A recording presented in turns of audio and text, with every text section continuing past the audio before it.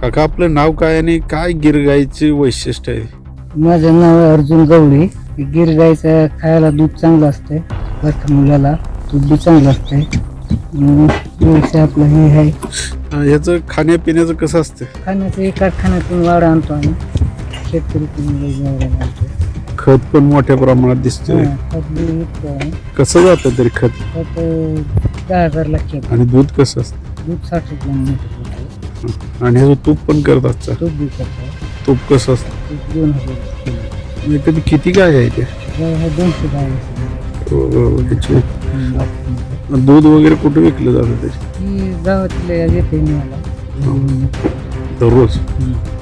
आणि किती उलाढाल होती तरी महिन्याकडे? तर महिन्याला होते 3 लाख. काहीच आणि मग आता त्याला फिरवाव्या लागत असतील गाय?